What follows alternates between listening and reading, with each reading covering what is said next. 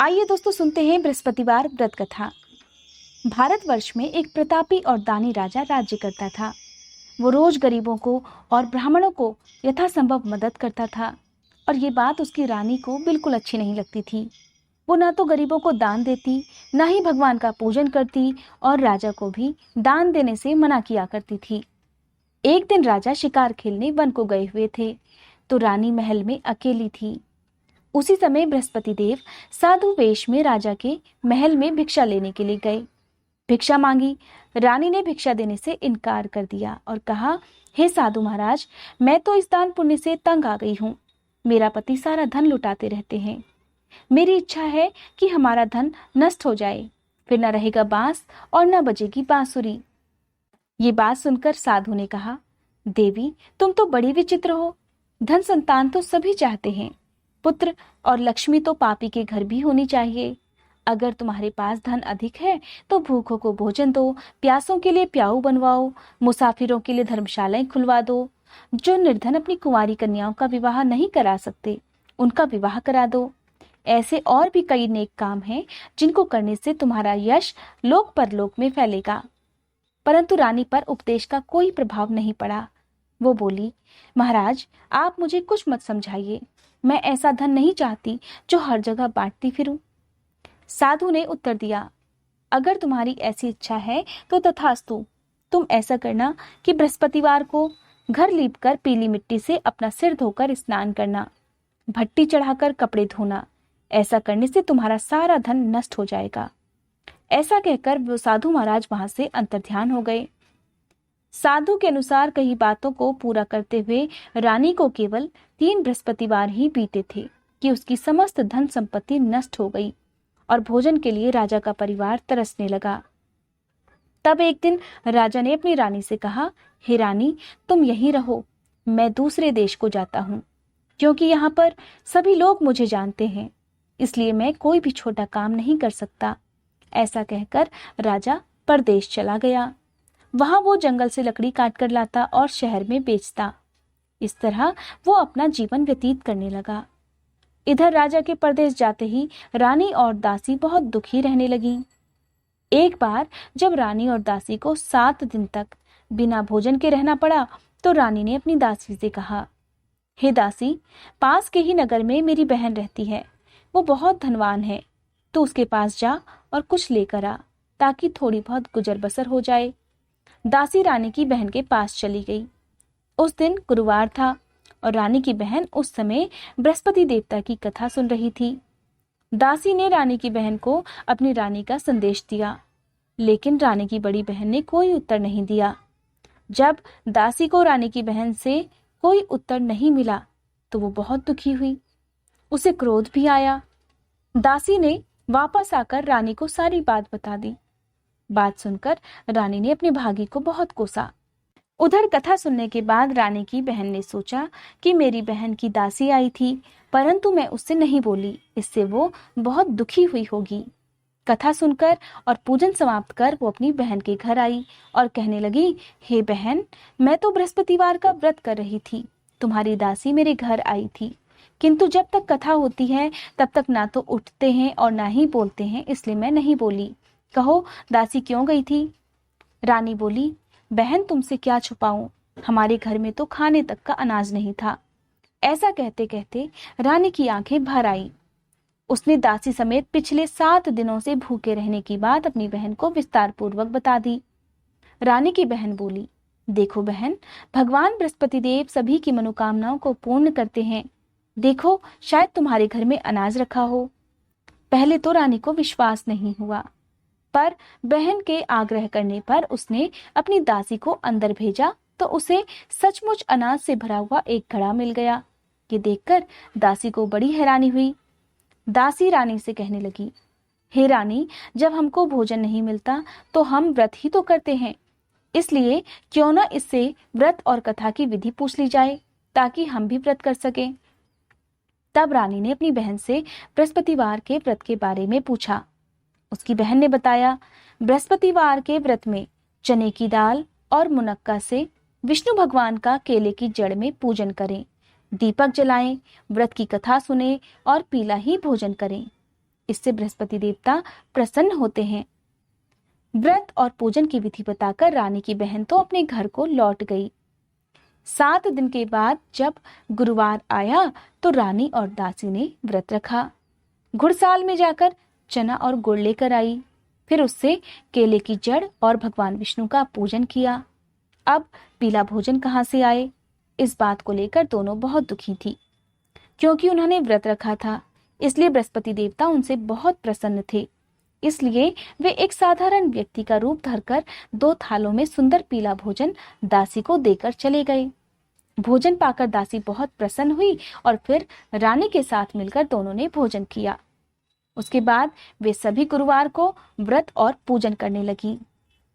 बृहस्पति भगवान की कृपा से उनके पास फिर से धन संपत्ति आ गई, परंतु रानी पहले की तरह फिर से आलस करने लगी।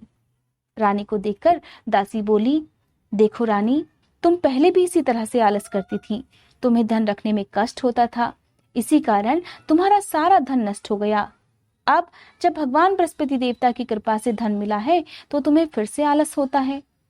रानी को समझाते हुए दासी कहने लगी कि बड़ी मुसीबतों के बाद हमने ये धन पाया है, इसलिए हमें दान पुण्य करना चाहिए, भूखे लोगों को भोजन कराना चाहिए और धन को शुभ कार्यों में खर्च करना चाहिए, जिससे तुम्हारे कुल का यश बढ़ेगा, स्वर्ग की प्राप्ति होगी और पितृ भी प्रसन्न होंगे। दासी की बात मानकर रानी अपना धन शुभ कार्यों में खर्च करने लगी, जिससे पूरे नगर में उनका यश फैलने लगा। उधर राजा एक लकड़हारे का जीवन जीने लगा। वो रोज जंगल जाता, लकड़ियां काट कर लाता। एक दिन राजा अपनी दशा को याद करके व्याकुल होने लगा और वो जंगल में ही एक पेड़ के नीचे आसन जमाकर बैठ गया। उस दिन बृहस्पतिवार था। एकाएक उसने देखा कि निर्जन वन में एक साधु महाराज प्रकट हुए। साधु वेश में वे स्वयं बृहस्पति देवता थे। लकड़हारे के सामने आकर बोले, हे लकड़हारे, इस सुनसान जंगल में तुम चिंतामग्न क्यों बैठे हो? लकड़हारे ने दोनों हाथ जोड़कर प्रणाम किया और उत्तर दिया, महात्मा जी, आप सब कुछ जानते हैं, मैं क्या कहूँ। ऐसा कहकर वो रोने लगा और साधु को अपनी आप बीती सुना दी। सुनकर साधु ने कहा, तुम्हारी स्त्री ने बृहस्पति के दिन बृहस्पति भगवान का निरादर किया, जिसके कारण रुष्ट होकर उन्होंने तुम्हारी ये दशा कर दी। अब तुम चिंता को दूर करके मेरे कहने पर चलो तो तुम्हारे सारे कष्ट दूर हो जाएंगे और भगवान पहले से भी अधिक संपत्ति देंगे। तुम बृहस्पति के दिन कथा किया करो। 2 पैसे के चने मुनक्का लाकर उनका प्रसाद बनाओ और शुद्ध जल से लोटे में शक्कर मिलाकर अमृत तैयार करो। कथा सुनने के बाद अपने सारे परिवार और सुनने वाले प्रेमियों में अमृत और प्रसाद बांटकर खुद भी ग्रहण करो। ऐसा करने से भगवान तुम्हारी सब मनोकामनाएं पूरी करेंगे। साधु के ऐसे वचन सुनकर लकड़हारा बोला, हे प्रभु, मुझे लकड़ी बेचकर इतना पैसा नहीं मिलता जिससे भोजन करने के बाद कुछ बचा सकूं। मैंने रात में अपनी स्त्री को व्याकुल देखा है। मेरे पास कुछ भी नहीं जिससे मैं उसकी खबर मंगा सकूं। साधु ने कहा, हे लकड़हारे, तुम किसी बात की चिंता मत करो। बृहस्पति के दिन तुम रोजाना की तरह लकड़ियां काटकर शहर को जाना। तुमको रोज से 2 गुना धन प्राप्त होगा, जिससे तुम भलीभांति भोजन कर लोगे और बृहस्पति देव की पूजा का सामान भी आ जाएगा। इतना कहकर साधु देवता अंतर्ध्यान हो गए। साधु ने कहा, हे लकड़हारे, तुम किसी बात की चिंता मत करो। बृहस्पति के दिन तुम रोजाना की तरह लकड़ियां लेकर शहर को जाना। तुमको रोज से 2 गुना धन प्राप्त होगा, जिससे तुम भलीभांति भोजन कर लोगे और बृहस्पति देवता की पूजा का सामान भी आ जाएगा। इतना कहकर साधु अंतर्ध्यान हो गए। धीरे धीरे समय बीतने पर फिर वही बृहस्पतिवार का दिन आया। लकड़हारा जंगल से लकड़ी काटकर किसी शहर में बेचने गया। उसे उस दिन और दिन से अधिक पैसा मिला। राजा ने चना गुड़ आदि लाकर गुरुवार का व्रत किया। उस दिन से उसके सभी क्लेश दूर हुए। परंतु जब दोबारा गुरुवार का दिन आया तो बृहस्पतिवार का व्रत करना वो भूल गया। इस कारण बृहस्पति भगवान नाराज हो गए। उस दिन उस नगर के राजा ने विशाल यज्ञ का आयोजन करवाया और शहर में ये घोषणा भी करा दी कि कोई भी मनुष्य अपने घर में भोजन न बनावे, न आग जलावे। समस्त जनता मेरे यहाँ भोजन करने आवे। इस आज्ञा को जो नहीं मानेगा उसे फांसी की सजा दी जाएगी। इस तरह की घोषणा संपूर्ण नगर में करवा दी गई। राजा की आज्ञा अनुसार शहर के सभी लोग भोजन करने गए, लेकिन लकड़हारा कुछ देर से पहुंचा, इसलिए राजा उसको अपने साथ घर लिवा ले गए। और ले जाकर भोजन करा रहे थे तो रानी की दृष्टि उस खूंटी पर पड़ी जिस पर उसका हार लटका हुआ था। वो वहां पर दिखाई नहीं दिया। रानी ने निश्चय किया कि मेरा हार इस मनुष्य ने चुरा लिया है। उसी समय सिपाहियों को बुलाकर उसको कारागार में डलवा दिया। जब लकड़हारा कारागार में पड़ गया और बहुत दुखी होकर विचार करने लगा कि ना जाने कौन से पूर्व जन्म के कर्म से मुझे ये दुख प्राप्त हुआ है, और उसी साधु को याद करने लगा जो कि जंगल में मिला था। उसी समय तत्काल बृहस्पति देव साधु के रूप में प्रकट हुए और उसकी दशा को देखकर कहने लगे, अरे मूर्ख, तूने बृहस्पति देव की कथा नहीं करी, इसी कारण तुझे आज ये दुख मिला है। अब चिंता मत कर, बृहस्पतिवार के दिन कारागार के दरवाजे पर 4 पैसे पड़े मिलेंगे, उनसे तू बृहस्पति देव की पूजा करना, तेरे सभी कष्ट दूर हो जाएंगे। बृहस्पतिवार के दिन उसे 4 पैसे मिले। लकड़हारे ने कथा कही। उसी रात को बृहस्पति देव ने उस नगर के राजा को स्वप्न में कहा, राजा, तुमने जिस आदमी को कारागार में बंद कर दिया है वो निर्दोष है, वो राजा है, उसे छोड़ देना।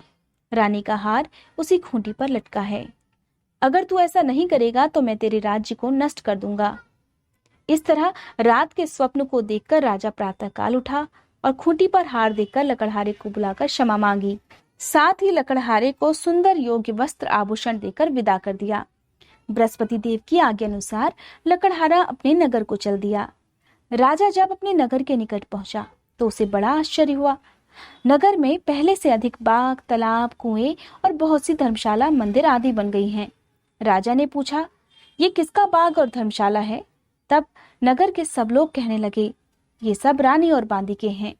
तो राजा को आश्चर्य हुआ और गुस्सा भी आया। जब रानी ने ये खबर सुनी कि राजा आ रहे हैं तो उन्होंने अपनी बांदी से कहा, हे दासी, देख, राजा हमको कितनी बुरी हालत में छोड़कर गए थे। हमारी ऐसी हालत देखकर वो लौट ना जाए, इसलिए तू दरवाजे पर खड़ी हो जा। आज्ञा अनुसार दासी दरवाजे पर खड़ी हो गई। राजा आए तो उन्हें अपने साथ लिवा लाई। तब राजा ने क्रोध करके अपनी रानी से पूछा, ये धन तुम्हें कैसे मिला? तब उन्होंने कहा, हमें ये सब धन बृहस्पति देव के इस व्रत के प्रभाव से मिला है।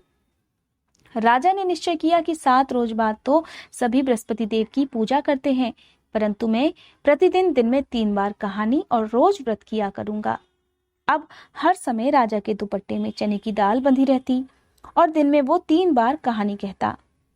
एक रोज राजा ने विचार किया कि चलो अपनी बहन के यहाँ हो आवे। इस तरह निश्चय कर राजा घोड़े पर सवार होकर अपनी बहन के यहाँ को चलने लगा। मार्ग में उसने देखा कि कुछ आदमी एक मुर्दे को लिए जा रहे हैं। उन्हें रोककर राजा कहने लगा, अरे भाइयों, मेरी बृहस्पतिवार की कथा सुन लो। वे बोले, लो, हमारा तो आदमी मर गया है, इसको अपनी कथा की पड़ी है। परंतु कुछ आदमी बोले, अच्छा कहो, हम तुम्हारी कथा भी सुनेंगे। राजा ने दाल निकाली और जब कथा आधी हुई थी कि मुर्दा हिलने लग गया, और जब कथा समाप्त हो गई तो राम राम कहकर वह मनुष्य उठकर खड़ा हो गया। आगे मार्ग में उसे एक किसान खेत में हल चलाता मिला। राजा ने उसे देखकर उससे कहा, अरे भैया, तुम मेरी बृहस्पति देव की कथा सुन लो। किसान बोला, जब तक मैं तेरी कथा सुनूंगा तब तक 4 हरैया जोत लूंगा। जा अपनी कथा किसी और को सुनाना। इस तरह राजा आगे चलने लगा। राजा के हटते ही बैल पछाड़ खाकर गिर गए और किसान के पेट में बड़ी जोर का दर्द होने लगा। उस समय उसकी माँ रोटी लेकर आई। उसने जब ये देखा तो अपने पुत्र से सब हाल पूछा और बेटे ने सभी हाल कह दिया। तो बुढ़िया दौड़ी दौड़ी उस घुड़सवार के पास गई और उससे बोली कि मैं तेरी कथा सुनूंगी, तू अपनी कथा मेरे खेत पर चलकर ही कहना। राजा ने बुढ़िया के खेत पर जाकर कथा कही, जिसके सुनते ही वो बैल उठ खड़े हुए और किसान के पेट का दर्द भी बंद हो गया। अब राजा अपनी बहन के घर पहुंचा। बहन ने भाई की खूब मेहमानी की। दूसरे रोज प्रातःकाल जब राजा जगा तो वो देखने लगा कि सब लोग भोजन कर रहे हैं। तब राजा ने अपनी बहन से कहा, ऐसा कोई मनुष्य है जिसने भोजन ना किया हो? मेरी बृहस्पतिवार की कथा सुन ले। बहन बोली, हे भैया, ये देश ऐसा ही है, पहले यहाँ लोग भोजन करते हैं, बाद में अन्य काम करते हैं। अगर कोई पड़ोस में हो तो देख आऊं। ऐसा कहकर वो देखने चली गई, परंतु उसे कोई ऐसा व्यक्ति नहीं मिला जिसने भोजन ना किया हो। अतः वह एक कुम्हार के घर गई जिसका लड़का बीमार था। उसे मालूम हुआ उनके यहाँ 3 रोज से किसी ने भोजन नहीं किया है। रानी ने अपने भाई की कथा सुनने के लिए कुम्हार से कहा तो वो तैयार हो गया। राजा ने जाकर बृहस्पतिवार की कथा कह दी, जिसको सुनकर उसका लड़का ठीक हो गया। अब तो राजा की प्रशंसा होने लगी। एक रोज राजा ने अपनी बहन से कहा, हे बहन, हम अपने घर को जाएंगे, तुम भी तैयार हो जाओ। राजा की बहन ने अपनी सास से कहा। सास ने कहा, हाँ चली जा, परंतु अपने लड़कों को मत लेकर जाना, क्योंकि तेरे भाई के कोई औलाद नहीं है। बहन ने अपने भैया से कहा, हे भैया, मैं तो चलूंगी, पर कोई पालक नहीं जाएगा। राजा बोला, जब कोई पालक नहीं चलेगा तब तुम भी क्या करोगी? बड़े दुखी मन से राजा अपने नगर को लौट आया। राजा ने अपनी रानी से कहा, हम निर्वंशी हैं, हमारा मुंह देखने का धर्म नहीं है, और कुछ भोजन आदि नहीं किया। रानी बोली, हे प्रभु, बृहस्पति देव ने हमें सब कुछ दिया है, वो हमें औलाद अवश्य देंगे। उसी रात को बृहस्पति देव ने राजा से स्वप्न में कहा, हे राजा उठ, सभी सोच त्याग दे, तेरी रानी गर्भ से है। राजा को यह बात सुनकर बड़ी खुशी हुई। 9वें महीने रानी के गर्भ से एक सुंदर पुत्र पैदा हुआ। तब राजा बोला, हे रानी, स्त्री बिना भोजन के रह सकती है, पर बिना कहे नहीं रह सकती। जब मेरी बहन आए तब तुम उससे कुछ मत कहना। रानी ने सुनकर हाँ कर दी। अब जब राजा की बहन ने ये शुभ समाचार सुना तो वो बहुत खुश हुई और बधाई लेकर अपने भाई के यहाँ आई। तब रानी ने कहा, घोड़ा चढ़कर तो नहीं आई, गधा चढ़ी आई। राजा की बहन बोली, भाभी, मैं इस प्रकार ना कहती तो तुम्हें औलाद कैसे मिलती? बृहस्पति देव ऐसे ही हैं, जैसी जिसके मन में कामनाएं हैं सभी को पूर्ण करते हैं। जो सद्भावना पूर्वक बृहस्पतिवार का व्रत करता है और कथा पढ़ता है या दूसरों को सुनाता है, बृहस्पति देव उसकी सभी मनोकामनाएं पूरी करते हैं। बोलो बृहस्पति देवता की जय। दोस्तों, ये थी आज की वीडियो। अगर आपको ये वीडियो पसंद आई हो तो वीडियो को लाइक करके मेरे चैनल को सब्सक्राइब करना मत भूलिएगा।